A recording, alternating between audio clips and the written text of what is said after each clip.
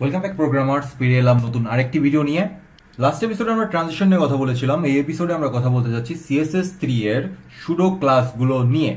আমরা প্রিভিয়াসলি একটা ভিডিওতে দুইটা সুডো ক্লাস নিয়ে আলোচনা করেছিলাম, একটা হচ্ছে বিফোর আর একটা হচ্ছে আফটার। আর বলেছিলাম যে পরবর্তীতে আমরা বাকি সুডো ক্লাসগুলো কভার করবো। আপনি যদি W3 স্কুলের পেজটা ওপেন করেন সুডো ক্লাসের জন্য, সুডো ক্লাসের উপর যে পেজটা আছে সেই পেজটা ওপেন করলে আপনি যদি নিচের দিকে একটু স্ক্রল করেন তাহলে আপনি দেখতে পারবেন যে CSS এ কতগুলো সুডো ক্লাস আছে। এই যে আমি প্রথম থেকে শুরু করব, আমি কোড করব না, বাট আমি আপনাদেরকে বুঝিয়ে দিব যে কোনটার কি কাজ এবং এতগুলো সুডো সিলেক্টর, সেই সিলেক্টরগুলো কি কাজে ব্যবহার করা হচ্ছে। সুডো সিলেক্টরগুলো আসলে কি? এই সিলেক্টরগুলো আপনার এক ধরনের সিলেক্টর, শুধুমাত্র তখনই এগুলো সিলেক্ট করবে যখন নির্দিষ্ট ক্রিটেরিয়া গুলো ফুলফিল করবে। যেমন এই যে দেখুন, ফার্স্টে যেটা আছে সেটা হচ্ছে অ্যাক্টিভ। একটা লিঙ্ক অ্যাঙ্কর ট্যাগ যখন সেটা অ্যাক্টিভ হবে তখন এই সিলেক্টরটা কাজ করবে এবং এই সিলেক্টরের ভেতরে আপনি যে কোডগুলো লিখবেন সেই কোডগুলো এক্সিকিউট হবে। এই যে লিঙ্কের সাথে একটা করে এক্সাম্পল দেওয়া আছে, আমি এই লিঙ্কটা আপনার সাথে শেয়ার করবো। আপনারা জাস্ট প্রত্যেকটা এক্সাম্পল একবার করে দেখে নেবেন আর আমি বুঝিয়ে দিচ্ছি এখানে। যেমন দেখুন যে যখন এই লিঙ্কটা অ্যাক্টিভ হবে, ক্লোন দিয়ে অ্যাক্টিভ যে ট্যাগটা দিয়েছে মানে ক্লাসটা দিয়েছে, এটা ব্যবহার করলে যখন এই লিঙ্কটা অ্যাক্টিভ হবে তখন এই লিঙ্কের ব্যাকগ্রাউন্ড কালার হবে ইয়েলো, আদারওয়াইজ না। কোনো সময় ব্যাকগ্রাউন্ড কালার ইয়েলো হবে না। যখন এই ক্রাইটেরিয়াটা ফুলফিল হবে যে অ্যাঙ্কর ট্যাগ এবং সেটা অ্যাক্টিভ হবে তখন এই ব্যাকগ্রাউন্ড কালারটা হবে ইয়েলো। সো এই সুডো ক্লাসটি এইভাবেই কাজ করে থাকে। তারপরে দেখুন যে পরেরটা আছে চেকড। এই চেকড এলিমেন্টটা ব্যবহার করা হয় ইনপুটের সাথে বা চেক লিস্টের সাথে, চেক বক্সের সাথে।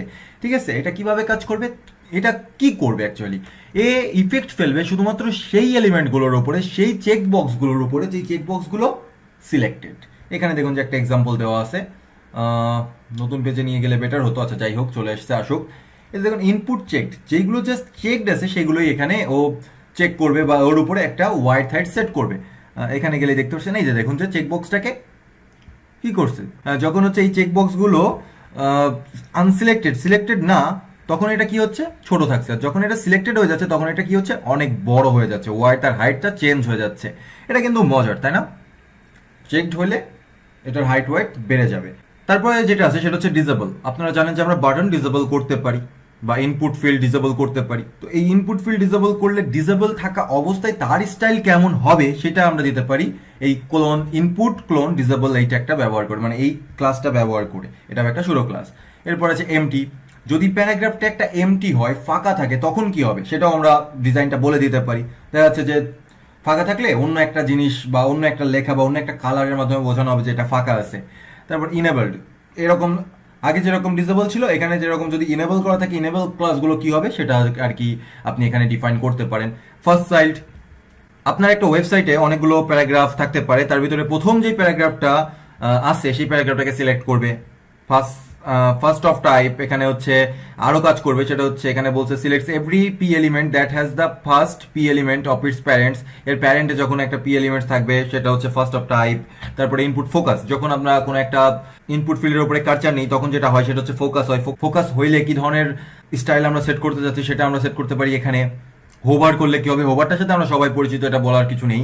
আর ইনপুট ইন রেঞ্জ, একটা রেঞ্জের ভেতরে আমরা রাখতে পারি, যেমন সিলেক্টস input elements with a value with a special range. আমরা ইনপুট যে রেঞ্জটা সিলেক্ট করতে পারি সেই রেঞ্জের ভেতরে আমরা যে কোনো একটা ইফেক্ট যদি সেট করতে চাই সেটাও আমরা সেট করতে পারি। যদি ইনপুটটা ইনভ্যালিড হয় তাহলে আমরা এক ধরনের স্টাইল সেট করতে পারি।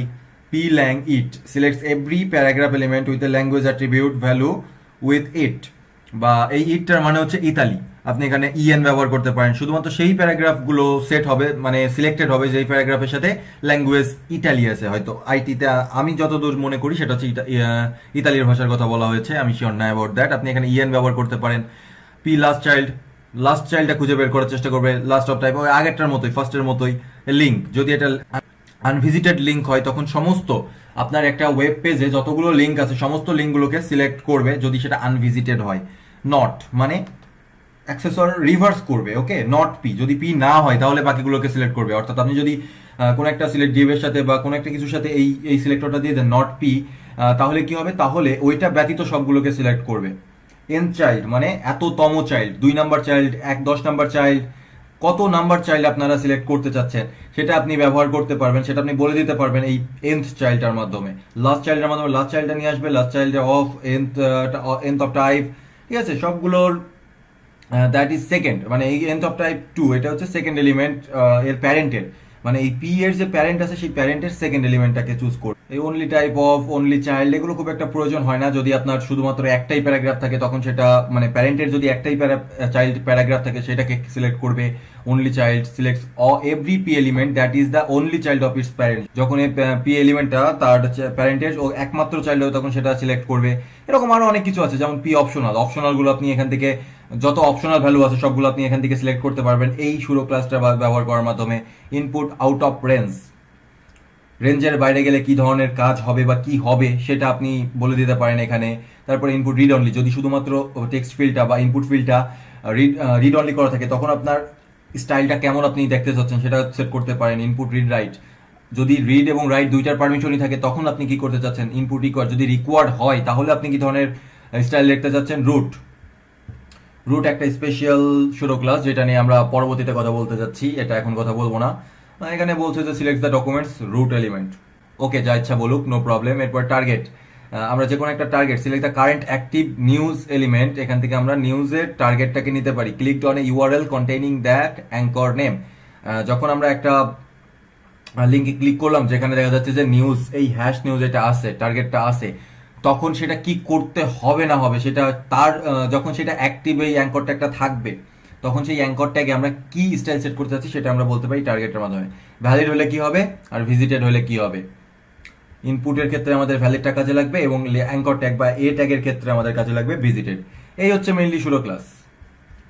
অনেকগুলো কথা বললাম এবং এইগুলো যদি আমি সব হাতে কলমে দেখাতে যাই তাহলে অনেক টাইম লাগবে এবং হাতে কলমে দেখার প্রয়োজন নেই। সবগুলো সুরো ক্লাস সবসময় লাগেও না। আপনারা কি করবেন, এখানে প্রত্যেকটার এক্সাম্পল দেওয়া আছে, আপনারা জাস্ট কি করবেন একবার করে এক্সাম্পলটা ট্রাই করবেন আর আমি লিঙ্কটা ডেসক্রিপশন বক্সে দিয়ে দিব। আর তারপরে যদি আপনাদের কোনো প্রবলেম আপনারা কোথাও ফেস করে থাকেন, কোনো একটা কাজ করতে গিয়ে দেখা যাচ্ছে হচ্ছে না, তখন আপনারা আমাকে জানাতে পারেন। আমার সাথে কন্ট্যাক্ট করার সমস্ত ওয়ে তো ডেসক্রিপশন বক্সে দেওয়া থাকবে। তারপরেও আপনি চাইলে আমাদের নতুন কমিউনিটিতে যুক্ত হতে পারেন। আর নতুন কমিউনিটিটা হচ্ছে গিটার। গিটার হচ্ছে একটা চ্যাট প্ল্যাটফর্ম যেখানে আমরা গ্রুপ চ্যাট করতে পারি। গিটার সম্পর্কে ভালো মতো জানতে আমাদের চ্যানেলে গিয়ে সার্চ করুন গিটার, দুইটা ভিডিও পাবেন। একটা ভিডিও হচ্ছে গিটার সম্পর্কিত, দ্বিতীয় ভিডিওটা হচ্ছে আমাদের গিটার কমিউনিটিতে কিভাবে যুক্ত হবেন সেই বিষয়ে। আমি তারপরে বলে দিচ্ছি কিভাবে আমাদের চ্যানেলটা খুঁজে পাবেন। guitar.im/twinklecats এটা লিখে সার্চ করলে আমাদের গিটারটা পেয়ে যাবেন, আমাদের গিটার কমিউনিটিটা পেয়ে যাবেন। আর ডেসক্রিপশন বক্সে লিঙ্ক দেওয়া থাকবে, ডোন্ট ওয়ারি। আর আমাদের কমিউনিটিতে গিয়ে আপনারা যে কোনো কোশ্চিন করতে পারেন, শুধু আমি না আরও অনেকেই আছেন যারা আপনাকে হেল্প করবেন। যদি আমাদের ভিডিও ভালো লেগে থাকে তাহলে অবশ্যই আপনার বন্ধুদের সাথে শেয়ার করবেন। দেখা হবে পরবর্তী ভিডিওতে। আর পরবর্তী ভিডিওতে আমরা কথা বলতে যাচ্ছি সিএসএস এর ভেরিয়েবলস সম্পর্কে। সিএসএস এর ভেরিয়েবলস, ঠিক শুনছেন, সিএসএস এর ভেরিয়েবল। আর সিএসএস এর ভেরিয়েবল সম্পর্কে আমরা আলোচনা করব পরবর্তী ভিডিওতে। আশা করছি সাথেই থাকবেন। Good bye.